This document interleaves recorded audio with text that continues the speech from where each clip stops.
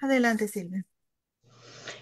Muy buenas noches, queridos amigos de Paraguay y del mundo. Muy buenas noches a la linda gente de Montevideo, Uruguay, que se está conectando también. Muy buenas noches para Miami, Nueva York. Y muy buenas tardes todavía para la gente linda del Pacífico que en este momento se está conectando también a través de nuestras redes sociales. Este es un emprendimiento de la Asociación de Paraguayos en la Costa Oeste y Secupar, el Centro Cultural Paraguayo en la Costa Oeste. Es un honor, es un gusto. No sé si se dieron cuenta que yo me vestí, me perfumé como para ir a una fiesta, porque hoy es un lujo, es realmente una fiesta para nuestro espíritu tenerle a un gran escritor con nosotros de invitado especial. Después les voy a contar algunas anécdotas de lo que yo hacía hace 20, 30 años por escucharle a este gran escritor. En fin, es un gustazo para nosotros realmente empezar prácticamente este año 2024 con Bernardo Neri Farina, a quien admiramos muchísimo, a quien ya lo tuvimos el año pasado y ahora de vuelta con su último libro. Les queremos contar que este es un emprendimiento de la ATCO, de la Asociación de Paraguayos, como les mencioné, en fusión con el Centro Cultural de Palm Beach, en Florida, y el Centro Cultural de Miami, el Centro Cultural de Nueva York. Así que unidos somos más. Tenemos una presidente que se llama Gladys Duarte, quien ya les da la bienvenida. Ujú. Muchas gracias, Silvia. De verdad que estamos muy contentos el día de hoy. Dicen que no hay persona fea, sino mal iluminada. Esa soy yo hoy. Así es que muchísimas gracias a todos los que están sumándose a través del Facebook. Veo que ya se están sumando en este momento y también, por supuesto, los que están participando a través del Zoom. Encantadísima de tener a nuestro invitado del día de hoy.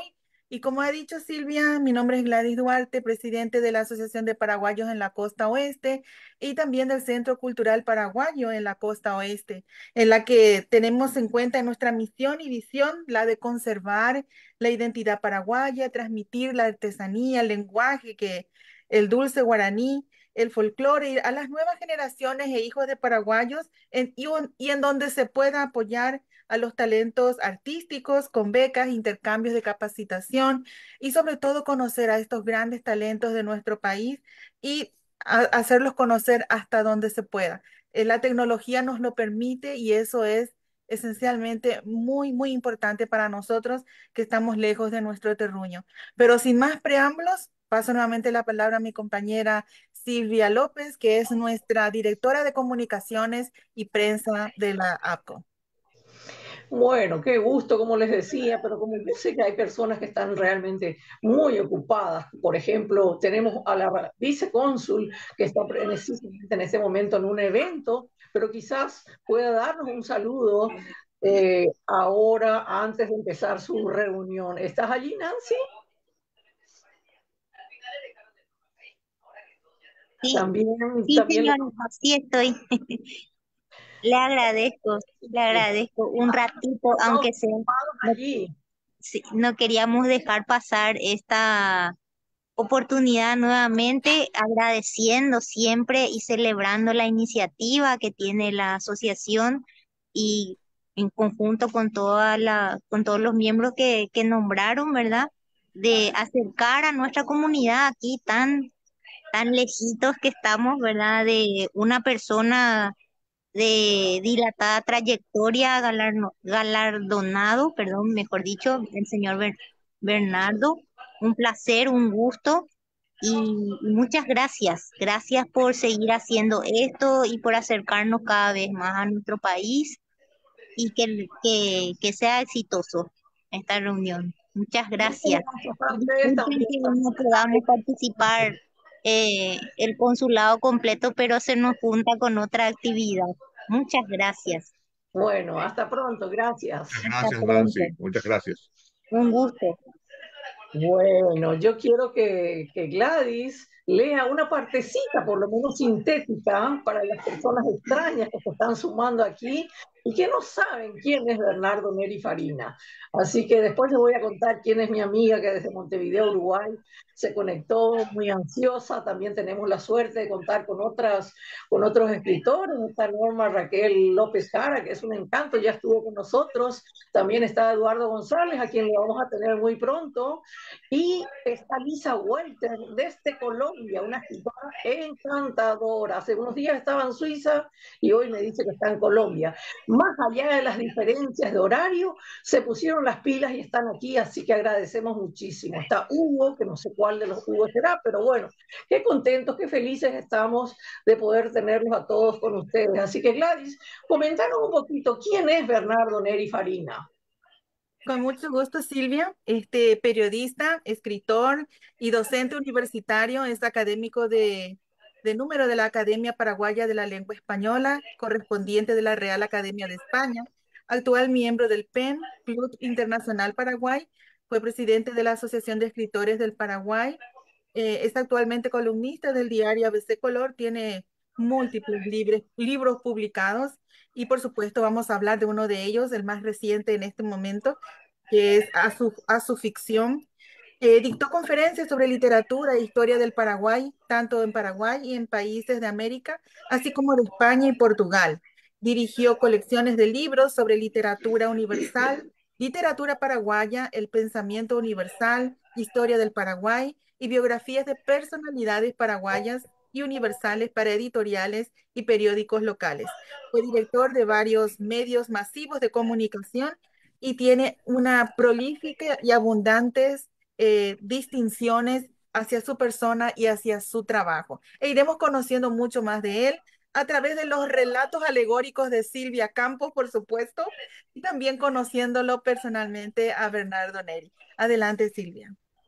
Bueno, yo le quería dar una sorpresa hoy a Bernardo, porque sé que él tiene un grupo cañón allá en Paraguay de grandes escritores con quienes se reúnen a tomar un cafecito y hacer esas pláticas encantadoras. Algún día yo me pondré el delantal y le serviré solamente para chismear esas pláticas tan interesantes, porque sé que tiene un grupo y después les cuento cómo se autodenominan, pero uno de ellos, que es súper amigo de él, está hoy aquí para sorprenderlo y para comentarnos también algunas cositas. Hola Hugo, ¿qué tal? ¿Cómo estás? ¿Qué tal, Silvia? ¿Qué tal a todos los compatriotas que están tan lejos y acercándose a nuestro país mediante la literatura, como vamos a hacer hoy conociendo a Bernardo Neri Farina y disfrutando de su gran calidad literaria y periodística? Qué maravilla, Hugo Vigray está con nosotros, un gran escritor de Paraguay, y tiene una voz divina. Cuando hace radio, forman fila la gente allí queriendo darle un beso a la salida. Así que les cuento entonces de que estamos en transmisión directa a través de nuestros sitios oficiales, de Secupar, de la ATCO, y lo vamos a subir en YouTube para que ustedes puedan compartir esta importante nota. Bernardo, contigo, querido, ya te escuchamos y te dejamos listo para que nos cuentes qué tal fue la receptividad de este libro nuevito, nuevito de paquete que acabas de presentar en la función. Muy bienvenido. Buenas A ver, noches o buenas tardes, depende Bien. con... ambas Eh, cosas. pri- Primero, yo no sabía que Hugo estaba en Estados Unidos. No, me invité. Telemáticamente, tan rápido se fue para allá. Sí. No, es un gusto estar otra vez con ustedes. Creo que con algunos de los participantes de hoy ya nos habíamos visto en la oportunidad anterior en la que estuve, creo que fue hace un año, ¿cuánto? Hace un año más o menos. Por ahí. Eh, Y bien, ahora Silvia me volvió a invitar y me parece fantástico el hecho de estar en comunicación con gente que está tan lejos de nuestro país, pero que nunca deja de estar en nuestro país. Los paraguayos siempre tenemos nuestra caparazón encima y llevamos, como decía Néstor Romero Valdovinos, siempre la patria en las espaldas, sobre la espalda, por más lejos que vayamos. Eh, Silvia creo que me invitó para que hablara del último libro que presenté, o del más reciente libro que presenté, porque nunca se dice el último libro, espero que no sea el último, sino el más reciente, que se llama Asuficción, que es una contracción de Asunción en ficción. Y es un conjunto de 21 cuentos y relatos y un poema alegórico. Es la primera vez en mi vida que publico un poema, porque yo amo tanto la poesía que soy incapaz de perpetrar un delito de leso verso. Yo escribo poesía solamente a escondidas, pero ahora me atreví a publicar un poema para Asunción. Y son 21 cuentos que tienen un eje transversal, que es el hecho de que todos estos relatos, todos estos cuentos, tienen como escenario Asunción del Paraguay. Pero yo no me propuse hacer un libro sobre Asunción. Me puse a escribir una serie de cuentos, el primero de ellos de 2010 ya, que es uno de los cuentos que está en este libro, que se llama El Cuarto Balazo, que había recibido un premio Consuelo en el concurso de Elena Natuna, justamente el concurso que había ganado Hugo Vigray, que después nos escribió más otro libro, que nos debe un libro, porque Hugo Vigray, además de ser la voz aquí, también es un narrador, es muy excelente, un excelente narrador. Y creo que después se va a animar un poquito también a dedicarse a la narrativa. Claro, ahora gana plata con otras cosas, que es más que es sustancial, porque escribiendo acá en el Paraguay no ganas dinero. Eh, no, y decía que había escrito un cuento en el 2010.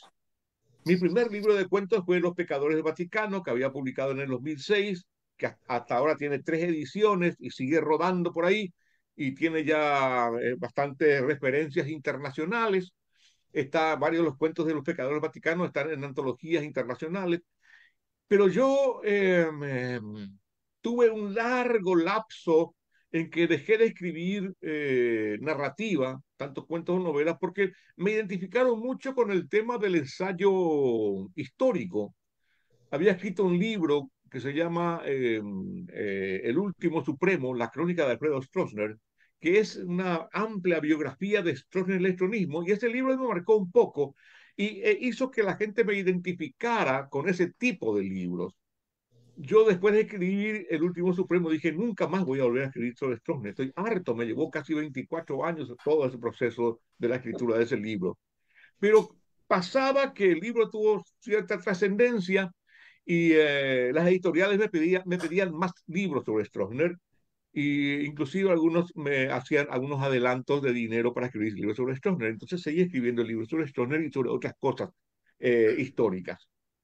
Y dejé de lado un poco mi vena de narrador, pero aún así escribí una novela en el 2010 que se llama El siglo perdido, que obtuvo una mención de honor en el Premio Municipal de Literatura en Asunción, y después en el 2014 gané con otra novela, Fuego Pálido, el premio a la novela inédita Lidia Guanes, que era el premio más importante en ese momento de novela inédita, y hoy se convierte, ese premio Lidia Guanes, hoy se llama Premio Augusto Roa Bastos.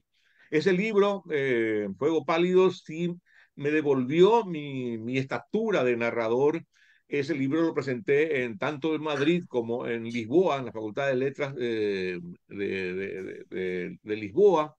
Y ahora, este año, va a tener una versión, se va a publicar en Berlín, en Alemania, tanto en castellano como en alemán, a través de una editorial que se llama Editorial Iliada, que es de Berlín.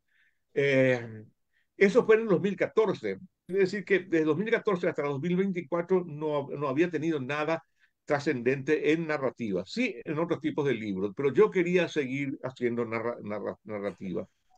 Y tomé aquel cuento del 2010, El Cuarto Balazo, y comencé a pensar en cómo hacer para escribir otra vez narrativa, despojándome de ese cariz de ensayista con que me había identificado la gente, y sobre todo me habían identificado las editoriales. Y después, hace 2 años, otro escritor paraguayo, Javier Viveros, me pidió un cuento sobre la guerra del Chaco, pero no desde el punto de vista bélico, sino la guerra del Chaco visto de otras aristas, porque se hizo un libro que justamente juntaba cuentos de la guerra del Chaco, pero fuera del ámbito bélico. Y escribí un cuento que se llama Penélope frente al río, haciendo una alusión a la Penélope de Homero, de la Odisea, y también un poco de la Penélope de Joan Manuel Serrat, esa mujer que espera. Y Penélope está frente al río, Penélope frente al río, espera el retorno de su amor que había ido a pelear en la guerra. ¿Volvió? ¿No volvió? Eso queda ahí. Eh, y el año pasado, a mediados del año pasado, sí, ya me entró, es una especie de vorágine, un deseo enorme de escribir. Comencé a escribir así pequeños pasajes o a hacer apuntes pequeños de cosas, y se fueron surgiendo así, fueron surgiendo así los cuentos. Y los cuentos son muy diversos. De distintas épocas y de distintos efectos. Y el año pasado también yo había dirigido 2 talleres de cuentos en la Universidad Iberoamericana y los mismos participantes, los estudiantes, algunos ya escritores, me decían, ¿por qué no escribís más cuentos? Les gustaba mucho las clases de cuentos que yo daba, pero ¿qué pasaba con mis cuentos nuevos? Que no había cuentos nuevos míos. Y entonces eso también me sonó como una especie de desafío. Che, qué estoy haciendo yo dando clases de cuentos sin escribir cuentos ahora? Y eso me animó un poquito también a decidirme a escribir estos cuentos. Y bueno, ese también fue un aliciente, ese hecho de que los participantes en los talleres que yo dirigía me insuflaran el ánimo necesario para escribir cuentos. Y además, para poner en práctica todo eso que yo estaba eh, mostrando o dando a entender a los participantes. Entre ellos, por ejemplo, algunas técnicas nuevas, o no muy nuevas, pero unas técnicas que aquí en Paraguay son un poco novedosas. Aquí Mario Vallimora había escrito los cuentos y microcuentos, y yo comencé a experimentar con los estudiantes de mis talleres con algo más, con algo menor todavía, los nanocuentos. Nano, la millonésima parte o la milésima parte, no sé cómo, de una cosa así. Los cuentos cortísimos, de una línea o una línea y media máximo, o de 2 líneas máximo. Entonces también eso fue un experimento que utilicé aquí. Y experimenté mucho con algunas técnicas narrativas. Y así se fueron forjando los cuentos. Y cuando me di cuenta tenía unos 15 cuentos. Y quería escribir, seguí escribiendo hasta completar, llegué a completar 21 cuentos. Y cuando tenía el corpus total del libro, me di cuenta de algo que yo no me había propuesto. Me di cuenta de que todos los relatos tenían como escenario Función del Paraguay. Y cuando busqué el título del cuento, pues yo soy muy meticuloso en ese tema del título, porque pienso que el título refleja la obra y el título debe ser corto, contundente y recordable y debe llamar la atención. Yo detesto los títulos largos que uno nunca termina de recordar. Y entonces, cuando me di cuenta, fíjate qué cosa de la vida. Todos los cuentos son de Asunción. Incluso hay uno que se llama Son de Asunción, que es un homenaje a la guarania, en la guarania como el son de Asunción, el sonido de Asunción, que es un homenaje también a José Asunción Flores y su entrañable amigo Darío Gómez Serrato. Darío Gómez Serrato habían visto nacer la guarania, y entonces había un juego conceptual. La guarania es el son de Asunción y Flores y Serrato son de Asunción. Entonces, eso me llevó a pensar en que el título debía reflejar algo de Asunción, pero no quería hacer un título muy cursi, eso como Asunción, nada. No, nada de eso. Entonces busqué algo un poco más actual, más jugado, y que tenga que ver un poquito también con lo tecnológico. Y así surgió lo de la ficción, la ficción asuncena o Asunción en ficción. Y por ahí se me ocurrió eso, asuficción, como una palabra, un neologismo, eh, Y con un subtítulo dice Cuentos Asuncenos, para que la gente supiera de qué diablo se trataba el título, porque si no, así suelto quedaba medio demasiado de incógnita ya. Y así surgió todo esto. Y así nace esto que mucha gente toma como una especie de homenaje a Asunción, y quizás en el fondo lo sea, porque ese hecho de que todos los cuentos tengan mucho que ver con la ciudad en distintos momentos y en distintos barrios, en distintos espacios geográficos y en distintos espacios humanos, en distintas geografías humanas, son un poco reflejo de mi vida misma. El escritor escribe de lo que sabe, de lo que siente, de lo que le sale. Algunos piensan que son cuentos muy autobiográficos, y sí y no. Hay extractos de mi vida particular, pero muy ficcionadas, porque, repito, uno escribe lo que sabe, lo que siente y lo que conoce, o lo que oyó, o lo que vio, y eso debe cubrirlo con lo que se llama la literariedad, la condición de literaria de eso que uno va contando. Porque contar un hecho nomás, bueno, eso lo hace cualquiera, pero darle forma literaria a la narración, al cuento, al relato. Bueno, ese es el arte que uno desarrolla cuando escribe un libro de narrativa, tanto en novela como en cuento. Y quizás en cuento es un poco más difícil todavía. El cuento es, con la poesía, son los géneros más difíciles de la literatura. Eh, algunos grandes escritores dicen, en la novela uno tiene que hacer un buen inicio y un gran final, y el resto pues rellenarlo como quiera. En el cuento eso no pasa, el cuento debe ser ceñido, cerrado. ¿Mm? Tiene una estructura más o menos que hay que seguir. Yo rompo un poco algunos esquemas, algunas convencionalidades del cuento, como hemos experimentado en mis talleres con mis estudiantes, cómo no seguir demasiado la lógica de ciertos maestros del cuento que te dicen el cuento debe ser así, así, asá. Eh, Porque siempre recuerdo lo que decía Roa Bastos, que las grandes obras literarias son aquellas que rompen los esquemas prehechos, que rompen los convencionalismos. Por ejemplo, ¿quién puede explicar el Ulises de James Joyce? ¿O quién puede explicar el Sonido de la Furia de Faulkner? ¿O quién puede explicar eh, eh, El Otoño del Patriarca de García Márquez, dentro de los cánones duros, convencionales de la literatura? Y no, son genialidades que surgen así, y sobre todo son genialidades porque rompen los convencionalismos. ¿Y quién puede explicar literariamente lo que es Yo el Supremo? Que es una obra extraordinaria. Yo en estos días estoy volviendo a leer Yo el Supremo, porque tengo que hacer un trabajo, un ensayo sobre Yo el Supremo, y estoy fascinado porque es como que volviera a leer. Creo que es la sexta vez que leo la novela. Lo leo, acá está mi gatita que viene a saludar, Qué linda. mi compañera. Creo que es la sexta vez que leo y estoy fascinado porque ha roto todos los esquemas, y hoy suena tan actual en cuanto a su estilo, que rompen los convencionalismos. Entonces, cuando te dicen que es una novela, y la novela es un relato que tiene presentación, nudo y desenlace, y no, hay novelas que no tienen nudo, hay novelas que no tienen desenlace, y hay cuentos que, cuando te dicen algunos cuentistas, algunos teóricos del cuento, dice, lo principal del cuento es el desenlace.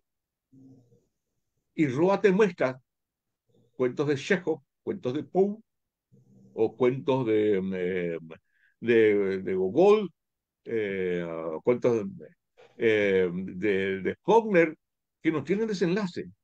Es más, que no tienen luego posibilidad de desenlace, y cuyo desenlace está aquí en la cabeza de cada lector. Eso también es un experimento con el que juega un cuentista hoy día, y sobre todo el literato hoy día. Entonces, eso hace, ese hecho de que no se lo des todo digerido al lector, hace que el cuentista logre que el lector se vuelva también un ser dinámico, que esté recreando el cuento al mismo tiempo que lo va leyendo. ¿Mm? Ujú. Eso, por ejemplo, eh, lo logra, uno de los genios que lo logra eso es Julio Cortázar. Continuidad de los parques, por ejemplo, uno va creando la tensión de la escena, hasta que se da cuenta está en la escena misma. Entonces, esa sensación que le da al lector el hecho de que sea partícipe de la acción es lo que un escritor quiere lograr siempre. Porque el lector sabe que lo que está leyendo es mentira, pero no tiene cómo zafar de esa mentira. Ahí quiero No tiene cortarte cómo un contestar esa segundito. mentira. Quiero cortarte un segundito allí para que te tomes un tereré, un sorbito mientras tanto, porque hablaste mucho y nos contaste de todo, me parece genial. Pero yo que estuve leyendo, todavía no termino, porque tuve otras cosas, pero estaba así fascinada y el libro realmente da su ficción, tiene ese poder de atraparte, de querer seguir, incluso de llevar hasta el baño. Yo me fui con la tableta a sentarme y no quería salir más. Bueno, en fin, es algo realmente apasionante, pero más allá del título que dice a su ficción, y sabemos que bueno, que eso implica cierta ficción, yo me metí en cada personaje, en cada relato, y decía, pero si esto es autobiográfico, tiene mucho de vos, tiene mucho de tu trayectoria, de ese recorrido, incluso yo me imaginé, porque casualmente por lo visto fuimos medio vecinos, y es que es tu relato, lo de Sajonia, el relato de Testanova, y me imaginé por allí y dije, no le conocí en aquel entonces, pero yo transité ese mismo camino, viví casi muchísimas de las cosas que vos pasaste, en fin, es gran parte de lo que sucedía contigo ese libro o me pareció simplemente a mí.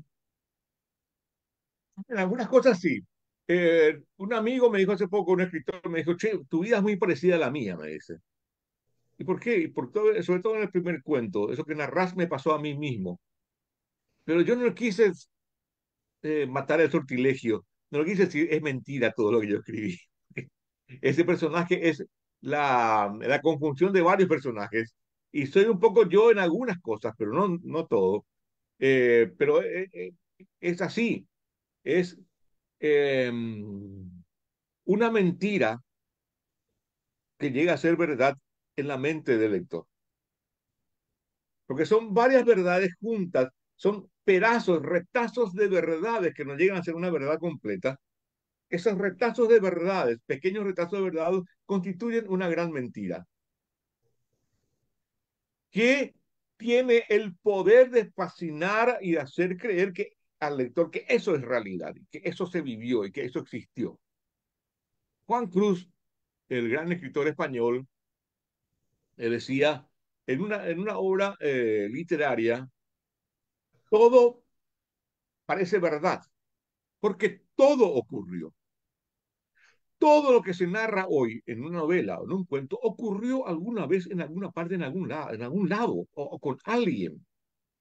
Uh -huh. Tantos años tiene la humanidad, tantas cosas se han escrito en tantos estilos, sobre tantos temas, que algo de lo que se escribe hoy, por más que parezca ciencia ficción, lo que sea, alguna vez ocurrió, o ocurrió algo parecido a eso que se está narrando. Y bueno, esa es un poco esa fantasía llevada a la mente del lector, que el lector convierte en realidad y piensa, esto pasó, esto le está pasando a él ahora mismo. Eh, y bueno, entonces, si uno logra eso, quiere decir que está más o menos, eh, logró algo con... Pero sí, repito, toda obra literaria tiene algo del autor, Uh tiene -huh. una pizca de la vida del autor. Sí, porque más allá de la fantasía que, exorbitante que tienen todos los escritores, sobre todo una persona que tiene una biblioteca tan divina como la que vemos ahí detrás tuyo, sabemos que no necesitan tanto, o sea, con todas las vivencias, más esa fantasía, insisto, y todos esos elementos que habitualmente se pueden traer, se pueden volcar en un libro, no necesitas que la gente te vaya contando como hacen en otra parte. Vos sabés que me llamó mucho la atención hablando hoy, ya que decías experimento. Hace poco leí, hace unos meses, que en Holanda tienen una biblioteca divina y una parte le llaman relatos vivientes. Entonces uno se sienta a tomar un café, un jugo, un agua y viene una persona enfrente y te cuenta su vida o parte de su vida, parte de su historia, para que eso sirva de motivación. Pero generalmente los que van son escritores, novatos, pero escritores al fin. Entonces van rotando y creo que hasta se paga por conversar y por escuchar anécdotas, vivencias, cosas tan lindas que a lo mejor esa persona no tiene la posibilidad ni la facilidad de palabras o no tiene tiempo o vaya a saber, no tiene, es que no todo el mundo puede ser escritor. Y me llamó la atención, entonces yo estaba muy contenta, le dije a mi hermana Gladys, que tiene un taller muy lindo, pero de pintura, y ella enseña a los niños de la calle, sobre todo en Concepción, él enseña poesías, cuentos, más declamación que otra cosa, y ella hace sus talleres todos los sábados, y me decía ella, pero yo no sé, ¿y por qué no hacer, no implementar este sistema, ya que tenés la infraestructura edilicia, tenés la gente, tenés los medios, ¿por qué no lo haces? Le dije, qué lindo sería. Y me dice, pero ayer pan no me dijo en Débora, pero como diciendo, todo el mundo tiene tantas historias que para qué complicarse la vida escuchando más, me dice, como diciendo, alguien te puede traer todas las tragedias del universo y uno lo tiene que escuchar, o quizás muchas alegrías, muchas tristezas, tragedias, en fin, pero yo dije, pero ha de ser lindo ser un oído en ese momento de cosas totalmente ajenas a lo tuyo. Y no le llamó la atención, como a mí me impresionó muy, no sé, me parecía algo sorpresivo, pero realmente que alguien que vivió tantas cosas como vos, que estás en los medios desde hace muchísimo tiempo, supongo que no necesitas de otra persona que te venga a decir, ¿sabés que esto me pasó y me encantaría que lo relates? No sé, no va a ser tan usual como, qué sé yo. Todo, todo escritor es un gran observador de la vida. Muchos libros nacen de la observación nada más, de un personaje, de alguien. Eh, Fuego Pálido nace de dos cosas. Mi novela Fuego Pálido nació de dos cosas. De una frase que yo tenía acá que decía, la madrugada es la geografía de los excesos, algo del estilo. Y después de una visión que yo tuve de un chico en la calle, en una madrugada que yo volvía del diario, y esa visión se me quedó. Ahí nace el personaje, este Cachaquita, el chico de la calle, que es un protagonista de la historia. Es decir, esas observaciones que uno tiene en la vida cotidiana, eso es siempre base de alguna historia o se imagina cómo será la vida. Cuando uno va a un parque, por ejemplo, ve a una persona adulta sentada sola, se imagina cómo ha de ser la vida de esta persona. Y entonces comienza ya a fantasear con eso, a fabular con eso. Truman Capote, en la introducción de su libro Música de Camaleones, da una lección de literatura extraordinaria. Cuando cuenta él cómo comenzó a escribir, y cuenta que él comenzó a escribir a los 8 o 9 años contando pequeñas historias de gente a la que él veía en la calle, imaginando la historia de esa gente. Entonces le daba literariedad a ese personaje, que él no sabía quién era, pero imaginaba que era por cómo estaba vestido, cómo caminaba, qué edad tenía, cómo era su porte, toda una serie de atributos que tenía esa persona que le llevaba a él a imaginar cómo era su vida. Ese era un ejercicio. Yo suelo usar eso como ejercicio en mis talleres. ¿Mm? Cuéntenme una historia de esta persona que ven ahí, que ven en la plaza. Entonces uno tiene una gran capacidad de observación y siempre está observando cosas. Por ejemplo, hay uno de los cuentos, La tía Julia y el recaudador, que es un parafraseo de La tía Julia de escribidor de Vargas Llosa. Esa es una historia real, pero está muy bien ficcionada. La tía Julia existió y Conrado el recaudador también existió. ¿Mm? Eh, y esa trompada que ella le da a Conrado también existió y después se terminaron casándose.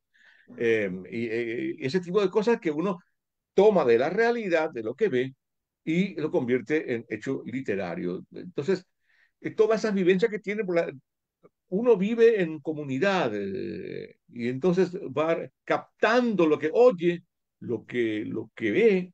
El gran Julio Correa contaba siempre que sus grandes obras teatrales nacían de pequeñas frases o pequeños diálogos que él escuchaba en el tranvía mientras venía de Luque, perdón, en el tren, mientras venía de Luque a Asunción a su trabajo en la municipalidad. Ahí sacaban sus dialoguitos que él publicaba en un periódico y de ahí también hacían sus grandes obras teatrales. Entonces uno siempre va pescando por temas, va tomando apuntes y así, así, así nace. ¿Sí? Lo cotidiano es lo que es el lumen de todo escritor. Bueno, yo quiero contar que como estoy con la tableta, no puedo leer mucho aquí, entonces sería bueno que está Norma Raquel López, también colega tuya, que dice que se mató de la risa con tus cuentos, sobre todo con algunos de ellos. Así que me encantaría que dé un poco unas palabras a la gente que aún no leyó. Norma, ¿estás allí? Norma, Hola, sí, sí, sí, estoy acá. ¿qué tal? Gusto en verte.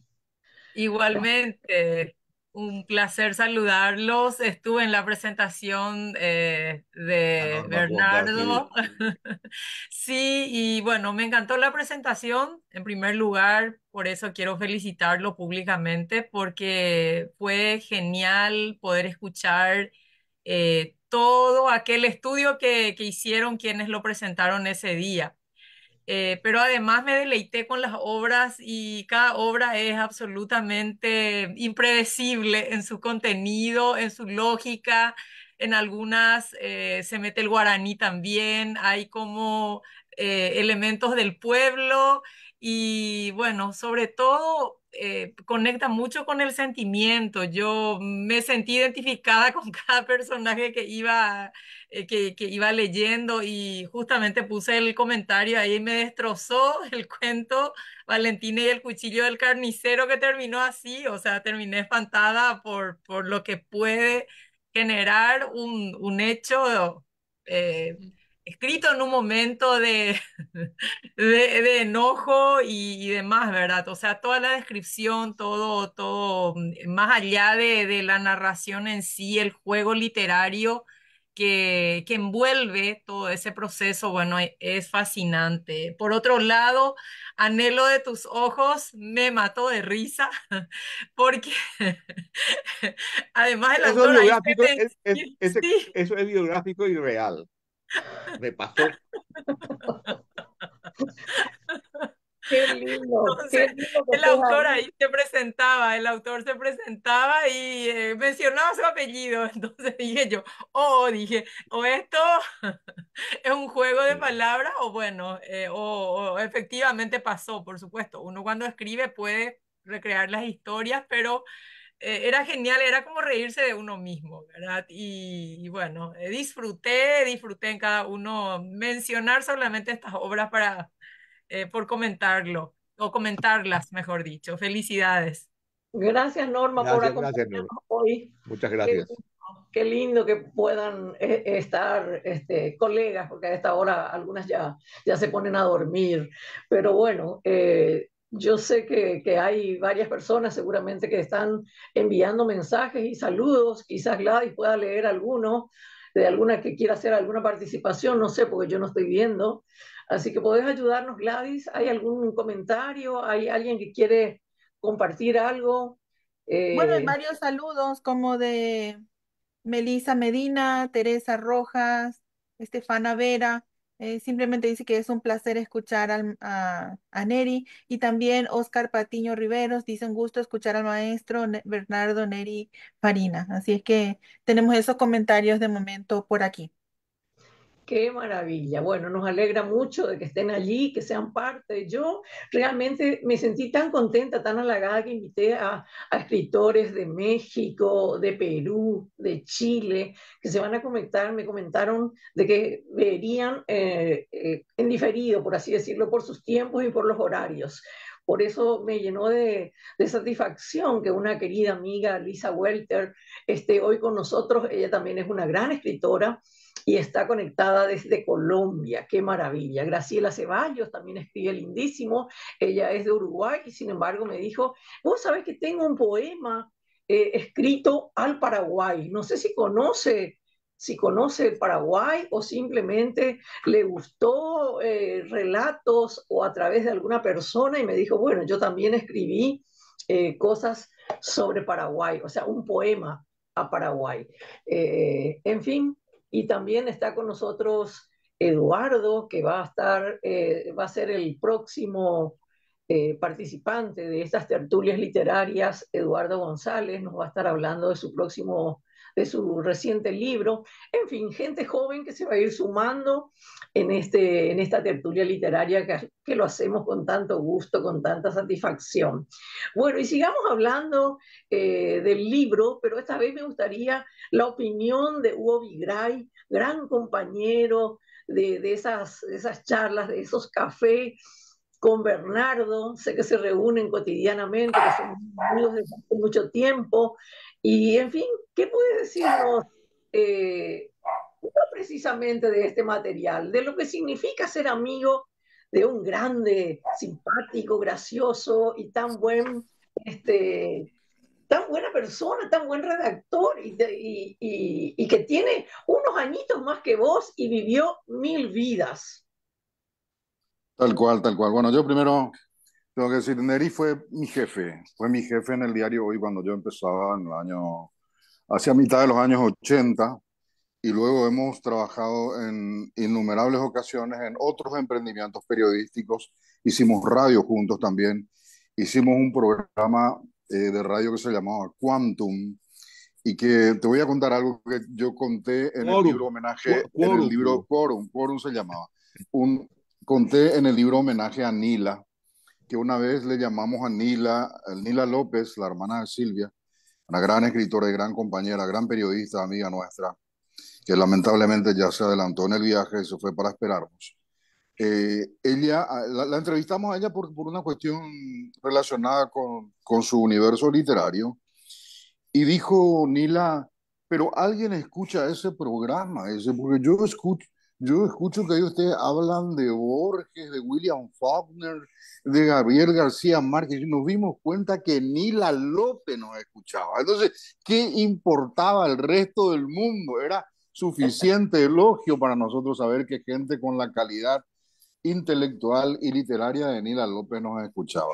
Bueno, entonces Neri fue mi jefe, y con los años nos hicimos también amigos, compañeros de causas, compañeros de cafés, como dice Silvia, y eso me permite a mí, desde la autoridad que me concede los años de transitar un trecho de nuestras vidas con Neri, es decir que yo particularmente estoy muy contento con que él haya abrazado la literatura como un medio y modo de vida, porque se lanzó ya cerca de los 50, o tal vez ya con los 50 años, en el 2003, cuando sacó este libro, que es El Último Supremo, del que yo tengo varios ejemplares, porque sucede que, y tengo más por ahí, porque son 5 ediciones,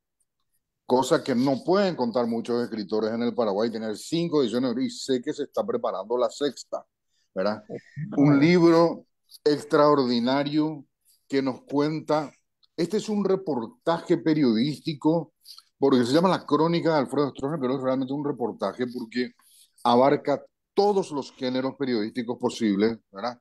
Incluyendo el de la opinión, y nos presenta a Stroessner en una radiografía espectacular. Es un libro monumental, celebrado, absolutamente necesario para tenerlo en la biblioteca y como vehículo de consulta en cualquier momento para repasar nuestra vida en los últimos 80 años, la vida de los paraguayos en los últimos 80 años. Y digo, retomando lo que empezaba diciendo, que este libro fue el primero que él tuvo como autor. Seguramente ayudó a escribir otros, sé que participó mucho, por ejemplo, y prácticamente hizo todos los 2 tomos de el libro de la evasión de divisas, que se firmó, o sea, firmó Humberto Domínguez Dip, pero yo sé que Neri fue uno de los puntales de ese libro. Nosotros nos dedicamos a eso, y tal es así que tenemos varios libros que no son nuestros, son libros ajenos, ¿verdad? Y escribimos para terceros, como le llaman en los Estados Unidos ghostwriter, ¿verdad? Es decir, escritores fantasma, ¿verdad? Y Neri también ha escrito hasta hoy 27 libros suyos y quién sabe cuántos ajenos, ¿verdad? Eso a lo mejor no lo vamos a saber nunca porque permanece en el anonimato del autor cuando uno es escritor fantasma. Y decía que me alegra muchísimo que Neri abrace con fuerza la ficción, porque los años que nosotros le hemos dedicado al periodismo nos ha privado un poco, como dice el Parlamento, del personaje que hace Clint Eastwood en la película Los Puentes de Madison. En el libro también se dice lo mismo, ¿verdad? Pero ahí, obviamente el personaje no es Clint Eastwood, no hay un actor. Clint Eastwood dice que el periodismo nos priva de la capacidad de inventar. ¿Por qué? Porque queremos ajustarnos demasiado a la verdad. Yo sé que ustedes estarán pensando que nuestros periodistas paraguayos se pasan inventando, ¿verdad? Pero ese no es el tema que yo quiero tocar en este momento. Lo que quiero decir es que el verdadero periodista se aferra a la verdad y eso hace que descuide mucho la ficción, ¿verdad? Entonces, porque queremos demasiado ajustarnos a lo... Y Neri habló de la literalidad, lo cual es un elemento demasiado valioso a la hora en que uno va a hacer una obra literaria. Y lo que eso requiere es otra cosa que él también explicó, que es la verosimilitud. Tiene que ser creíble, así sea el hombre araña trepando paredes. Se tiene que creer. El lector lo tiene que creer, ¿verdad? Y en cuanto a la cuestión de autobiográfica, yo también creo que en la subficción y en las numerosas obras que leí de Neri, hay mucho de él y me parece fantástico que así sea. Borges decía que los escritores terminamos siendo eh, generalmente autobiográficos. Y García Márquez nos decía que eh, hay que vivir para contarlo, ¿verdad? Y no solamente vivir, sino que también uno cuenta lo que le contaron, ¿verdad? Y ahí ya entra la capacidad del escritor de añadirle dosis de ficción, dosis de literalidad a las historias que va a contar y posiblemente él esté ahí en medio de esas historias como él aparece efectivamente con nombre y apellido en, en una de sus obras, algo que para mí es muy interesante, algo que llegué a ver con Osvaldo Soriano, que en su novela Triste, Solitario y Final aparece con nombre y apellido dentro de la obra. En cuanto a los experimentos que Neri, no sé si me están escuchando porque le perdí a Silvia.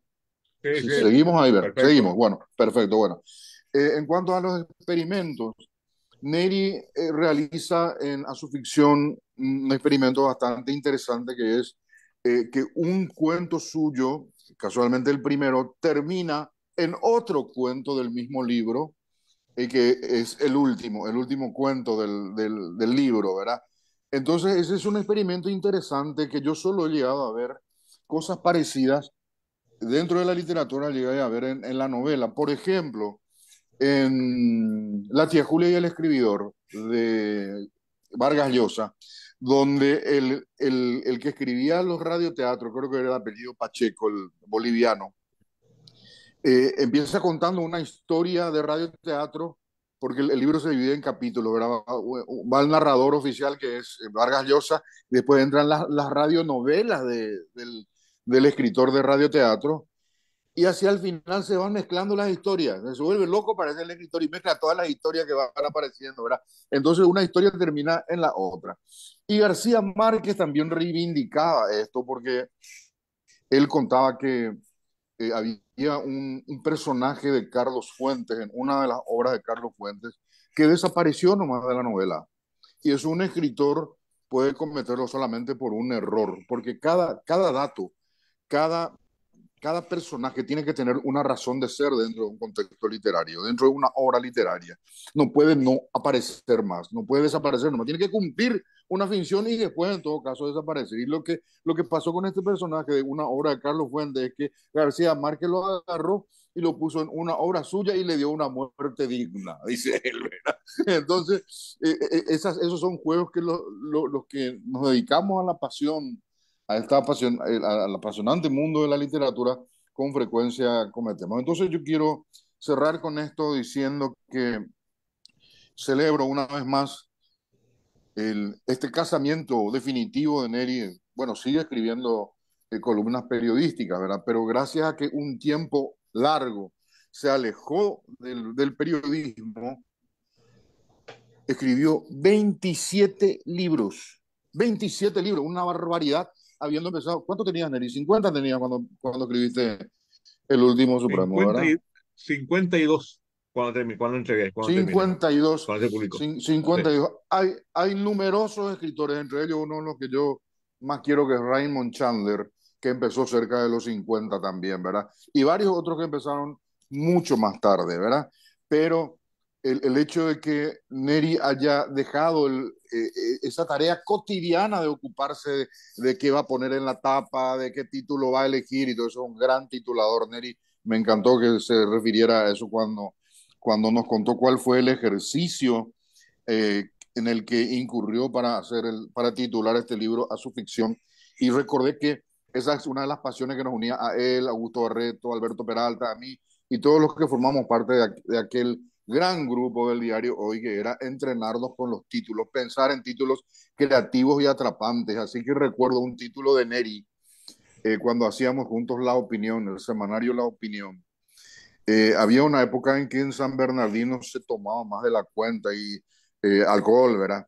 Había ahí campañas enormes de la industria cervecera y eso causaba accidentes al regreso, había una cantidad inmensa de accidentes de tránsito, muertos, mutilados, ¿verdad?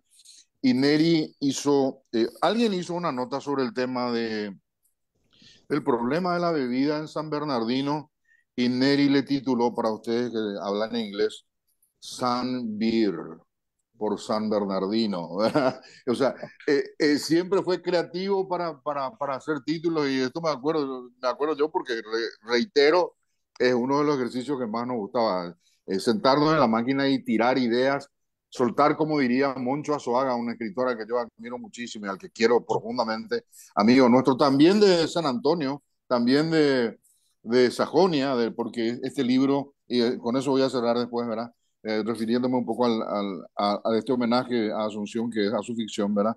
Él decía, Moncho Azuaga decía que los escritores tenemos que soltar a la loca de la casa, soltarle, dejar que haga lo que quiera, y después va a venir la tarea esa de tratar de enderezarle a la loca de la casa, lo cual a veces no nos queremos luego ni permitir porque la creatividad está en la loca de la casa, ¿verdad? Bueno, y para cerrar, quiero decir que en la biblioteca de ningún paraguayo debería faltar a su ficción y entender este gran homenaje que le hizo Neri a la ciudad de Asunción, en particular a su barrio Sajonia y sus otros pequeños barrios como son San Antonio y Punta, personajes entrañables de San Antonio y de Sajonia como son Ricardo Flecha, un personaje históricamente importante para todos nosotros como es José Asunción Flores, que también tiene un homenaje dentro del libro, y al más asunceno de los guaireños, que era el recordadísimo y entrañable compañero y colega nuestro,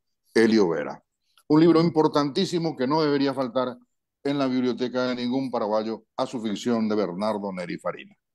Con ustedes en estudios. Gracias por esa intervención, Hugo. Yo antes de que te Gracias, vayas, Hugo. Gracias. No, gracias a vos. A que seas uno de nuestros invitados para más adelante. ¿Puede ser?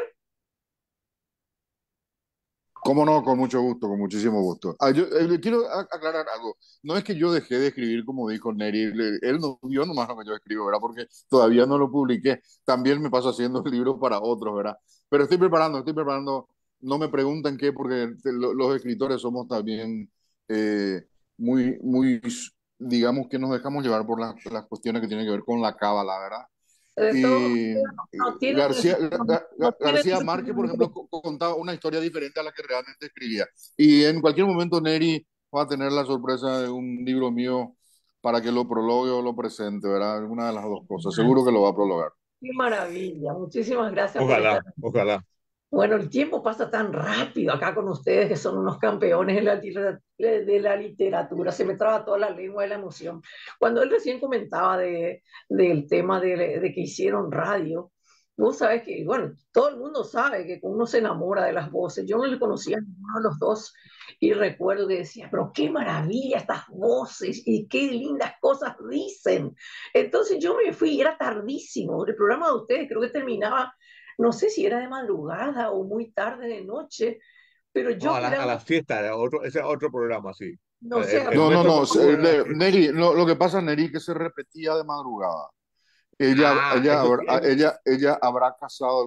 Tal es así que yo recuerdo que en un Chaco, tío mío sí, claro. un tío mío me llamó de Chile de madrugada. Me despertó a las 3 de la mañana y me dijo, te estoy escuchando en la radio. No, era una grabación. Me eso despertó. pasaba. Eso pasaba. Ay, qué lindo. No, yo tengo tantas anécdotas de ustedes, pero bueno, aquí ya se termina casi el tiempo. Así que yo lo que quería preguntarle a Bernardo, si él me autoriza a que yo pueda regalar uno o dos libros en PDF aquí a la linda gente que está prendida con nosotros. ¿Puede ser? Sí, cómo no. Yo te voy a hacer llegar después, de alguna forma. No, Eh, yo ta- tanto, les puedo, pasar de acuerdo a la gente que yo sé que si pregunto ahora mismo que me pongan corazoncitos o deditos, ¿quiénes quieren leer a su ficción? Así que no, bueno, Todos, yo creo todos. que ese, ese, ese PDF que tenés puedes repartirlo entre la gente, no hay ningún problema. sí, pues yo me quiero hacer la exquisita, pues quiero que me rueguen acá, que me pidan por Ay, favor bueno, bueno, Está hacete bien, que rogar, participen, que participen. que participen, porque yo estoy pero que enloquecida con. después, después comenten. Exacto, y vos sabes que más allá de que es también un placer el tema de leerlo virtual, de todas maneras cuando llegue a Asunción yo tendré que tener el impreso, porque hay una, no sé, una necesidad de querer incluso hasta, no sé, subrayar, no digo subrayar precisamente el tuyo, pero de querer tenerlo impreso, pero ahora que mostró Hugo los libros anteriores de todas estas ediciones, que yo sabía su existencia desde luego porque había leído, digo, eso también tengo que traer. Vos sabés que tengo toda una lista de libros de los que quisiera leer una vez que llegue a Asunción, porque aquí no tenemos la Esta es posibilidad, la portada de su nos vayamos ficción hasta. y una cosa muy importante. Yo quería una portada así, eh, no muy sofisticada, sino suavecita, como es Asunción. Y le pedí una ilustración a Nico. La ilustración de tapa es de Nico Espinosa, Uh-huh. Nicodemo Espinosa, o gran compañero nuestro también en el Viesco Diario, hoy que hasta ahora sigue dibujando, unos más grandes dibujantes paraguayos, ilustrador y caricaturista y humorista. Y él hizo la ilustración de tapa, que es una conjunción también de la vieja Asunción de los barrios y la nueva Asunción que crece con una metrópoli un poco desordenada y todo ese tipo de cosas. Ya tenemos rascacielos en varias partes, pero es un desorden. Entonces, Asunción es una mezcla de eso, de pasado y futuro. Y también ese es otro aspecto importante también que mi agradecimiento para Nico Espinosa, que fue un factor muy importante en la ilustración de tapa. Está lindísima la tapa, ese diseño con la ciudad, como decimos, un poco desprolija y ampliada, ¿verdad? Ya. Y bueno, a la gente linda que se conectó tarde, les contamos de que podemos, ya estamos autorizados a compartir el material en PDF. Si lo quieren, pongan aquí ahora mismo sus correos electrónicos y yo se los mando con gusto, o escriban a ATCO si lo están viendo por el Facebook, a la Asociación de Paraguayos en la Costa Oeste y lo compartimos, porque yo me apresuré luego en mandarle a la presidenta de la Asociación de Paraguayos de Miami y no, de Palm Beach, que lastimosamente no está, creo que hoy por algún problema que seguramente surgió, pero bueno, lo importante es que estamos lo que tenemos que estar y las otras personas nos van a ver en diferido como suelen hacer. Muchísimas gracias a todos por habernos acompañado en todas las redes. Yo les cuento que estoy muy ansiosa por irme a Paraguay muy pronto, entonces ya quiero decirlo públicamente aquí a los dos grandes amigos que nos acompañaron también hoy, a Hugo y a Bernardo, que me encantaría meterme de infiltrada ahí en esas conversaciones tan lindas que deben ser tremendas con mi querido amigo Chiqui Ábalos también. Y bueno, me autoinvito a ese café, ¿les parece? Una ¿Cómo vez no? ¿Cómo no? Bueno, vamos a transmitir en vivo una de esas reuniones, porque Qué tanta el gente otro se, día, está qué tan planteo. ansiosa Me y encantaría tan Neri, porque curiosa. les cuento algo, que Neri no estuvo por fuerza mayor en la última reunión, todos los sábados nos reunimos, ¿verdad? Y apareció la oferta de un connotadísimo chef que tiene su propio restaurante. Habitualmente él no abre los sábados porque nos encontramos los sábados, ¿verdad? Pero él quiere abrir ahora los sábados y quiere hacer una suerte de pequeño estadio con gente para que nos vea cuando nosotros almorzamos, porque eso no es lo que hacemos nosotros. Nos sentamos a almorzar y contamos cosas, ¿verdad? Y Y ahora, hablamos más de la gente ausente. El que no ahora está, pierde. Colazo Bo quiere transmitir eso. Y me parece una idea descabellada y muy buena, nos vamos a matar de risa. me parece Tenemos súper. varias ofertas de restaurantes para ir a almorzar ahí, una especie de influencer shine, influencer, wow. Carapé. Pero qué linda idea, realmente me parece genial porque ahí se va a oír de todo, va a ser muy enriquecedor para la gente que esté compartiendo o escuchándoles. Yo me quiero ir ahí con Nos micrófono, vamos, nos vamos, nos vamos, grabación. nos vamos todos juntos porque nadie se quiere ir primero porque si no se va a hablar de él. Ah, bueno, entonces llegamos todos juntos, me parece Todos genial. juntos hay que irse. Qué lindo, porque ya cambiaron entonces el famoso y tradicional San Roque por ese lugar a donde van ahora, ¿verdad? Vamos a Eh, rotar, vamos a rotar, Me Vamos a parece, rotar. vamos a ir rotando me el parece restaurante. muy lindo. Bueno, qué maravilla, por una cuestión de tiempo, respetando también el sueñito de ustedes, que ahí ya son las 10 de la noche, acá apenas las 5:03, el sol está todavía ahí arriba. Tenemos tantas horas de diferencia que desequilibran un poco ese tema de compartir con ustedes, pero por eso más que nada agradezco muchísimo el hecho de que más allá de las diferencias horarias, ustedes hayan dicho que sí a esta invitación, porque para nosotros siempre es un gusto, un enorme placer tenerlos y poder hacer un poco partícipe a la gente que no tiene la posibilidad de irse frecuentemente a Paraguay para que conozcan también la literatura paraguaya, para que conozcan el lenguaje, la forma en que nos expresamos nosotros, que es muy diferente de cualquier otro hispano que está por aquí en los Estados Unidos. Así que para mí es un enorme placer haberlos tenido. Muchísimas gracias, Bernardo, por este tiempo de nuevo. Nosotros queremos tener 2, 3 horas con ustedes, pero no queremos abusar de la generosidad del tiempo de ustedes y tampoco de la gente que está en otros países, como les dije, que están hoy con nosotros, la gente linda de Colombia, de Montevideo. Así que les ruego, le pido disculpas a mi querida amiga Graciela, que en el próximo bloque del siguiente invitado quizás podamos leer ese poema suyo dedicado a Paraguay.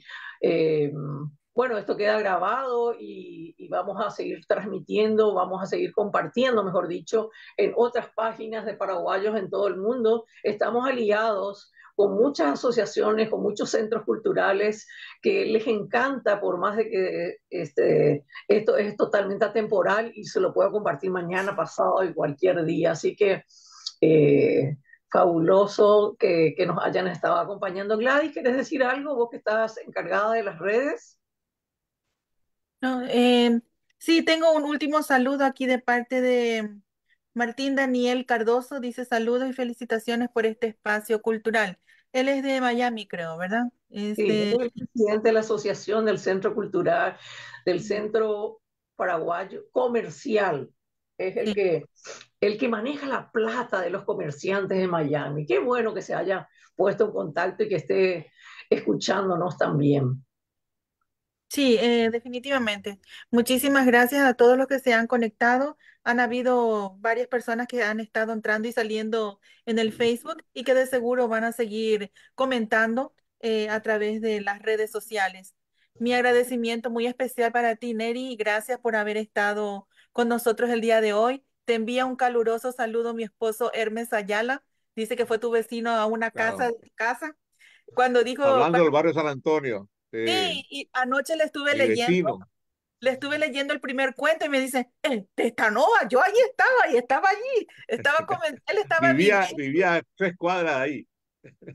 Él, No, y me empezó a contar un montón de cosas y le digo, deja de contar porque yo quiero leer el cuento.